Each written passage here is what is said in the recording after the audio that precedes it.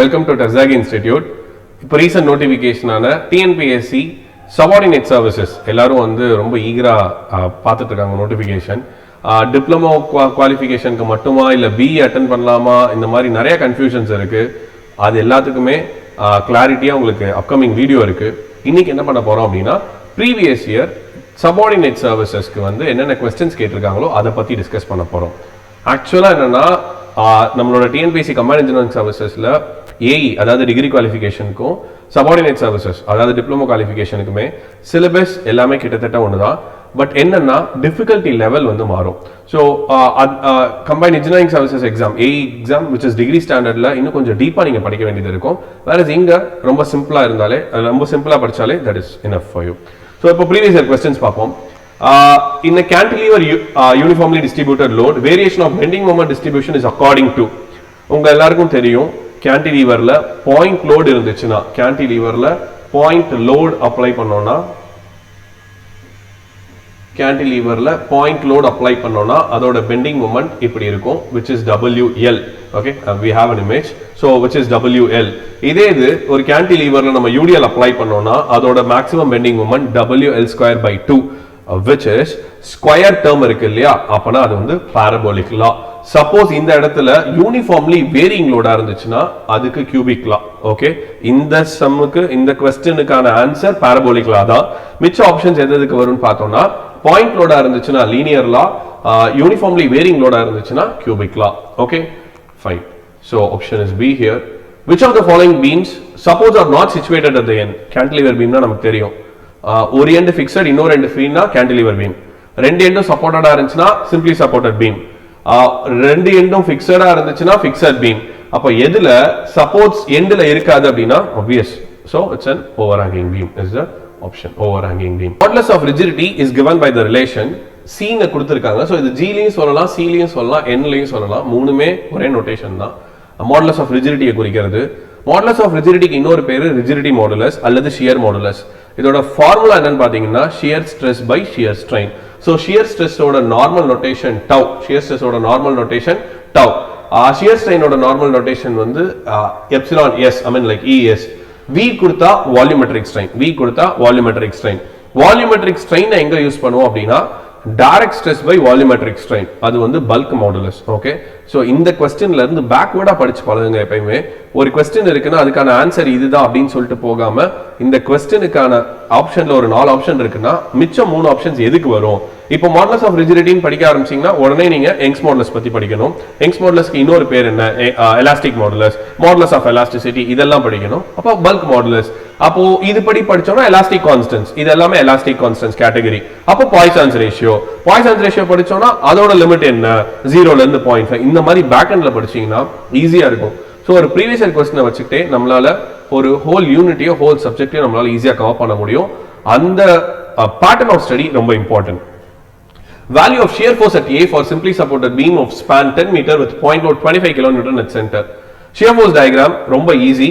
Suppose உங்களுக்கு தெரியலனா YouTube video இருக்கு டெர்சாகி இன்ஸ்டிடியூட் சேனல்ல, நீங்க அதை பாத்தீங்கனாலே பேசிக்ஸ்ல இருந்து டீச் பண்ணிருப்போம் ஷியர் ஃபோர்ஸ் டயகிராம் எப்படி வரையணும்னு. சோ ஷியர் ஃபோர்ஸ் டயகிராம் வரையும் போது இதுதான் அதோட ஷியர் ஃபோர்ஸ் டயகிராம். சோ இங்க 25 kN அப்படின்னு கொடுத்திருக்காங்க.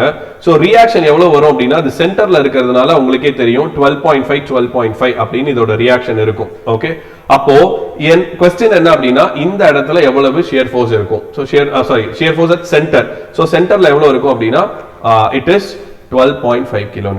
இங்க போற வேல்யூ தான் இங்க இருக்கும். So 12.5 is the answer.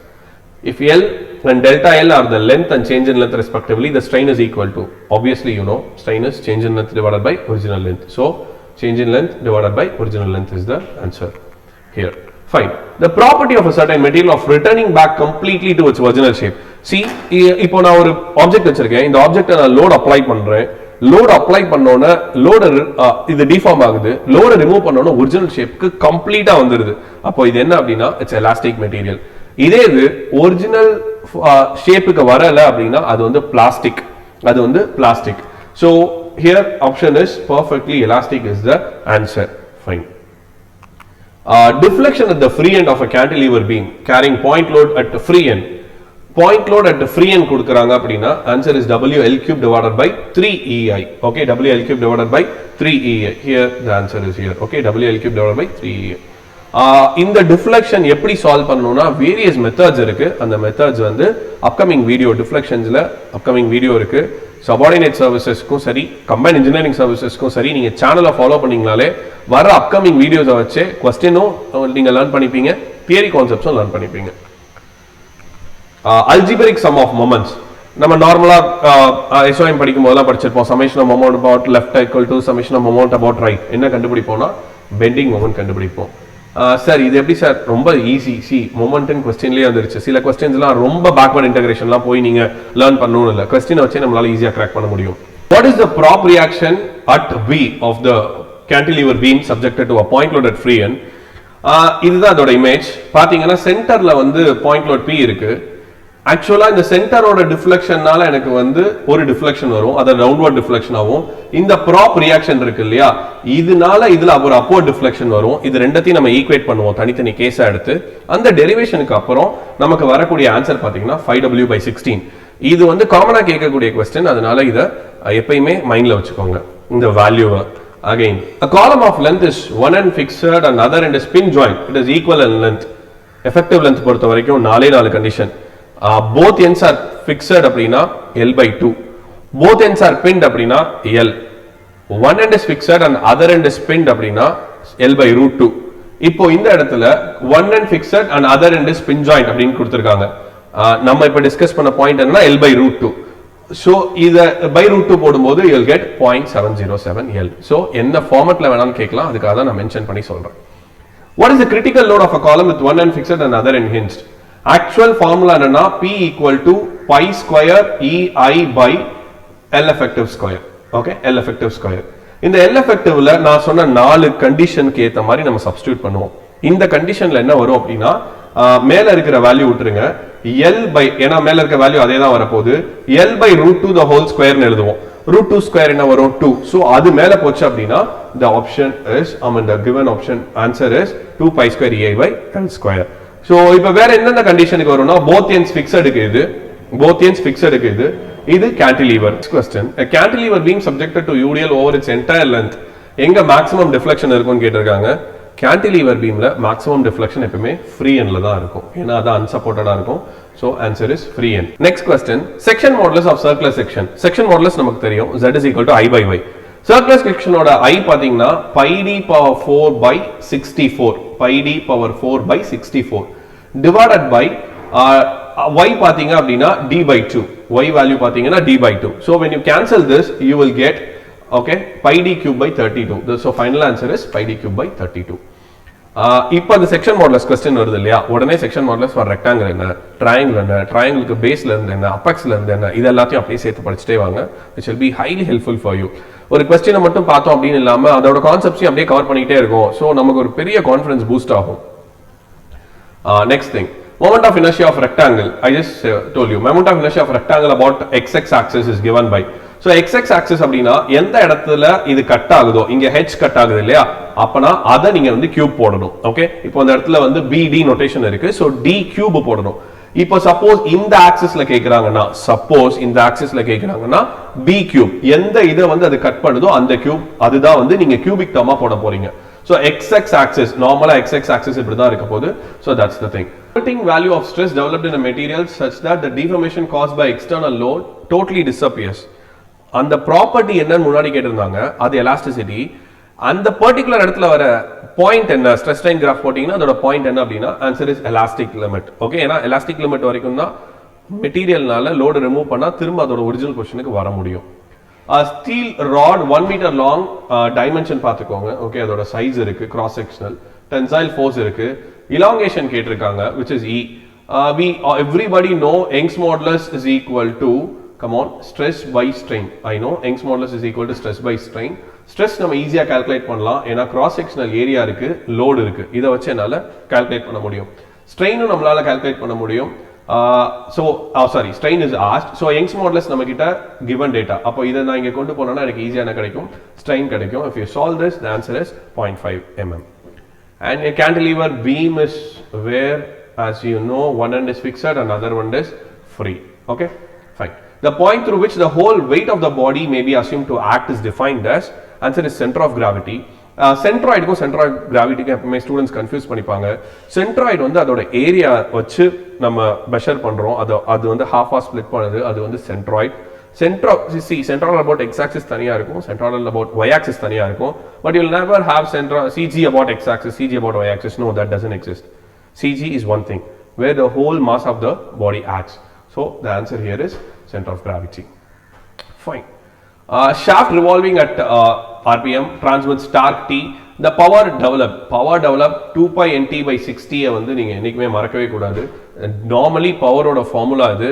எக்கச்சக்கமான question torsion SOM unit questions எடுத்தாலே அது எல்லாத்துலயுமே இது இருக்கும். Value of maximum bending moment for simply supported carrying concentrated load. So at a distance b, இதே beam சென்டர்ல இருந்துச்சுனா maximum bending moment is different. இதே beam eccentric இருந்துச்சுனா அதோட maximum bending moment is different. So the answer is WAB by L. இதோட answer WAB by L.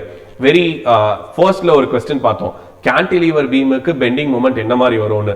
So UDL இருந்துச்சுனா parabolic-ம் எப்பவுமே point load இருந்துச்சுனா power 1. I mean like say இதே இது சென்டர்ல இருந்துச்சுனா இதோட வேல்யூ வந்து WL by 4 ல இருக்கும். Okay, so remember all these things. Relationship between E, K and C. Okay, E, K and C ல ஒரு ரிலேஷன் இருக்கு. Say for example E equal to 3K into 1 minus 2 mu. ஒன்னு நான் இப்படி எழுதலாம். இங்க பாத்தீங்கன்னா E இருக்கும், K இருக்கும், mu இருக்கும்.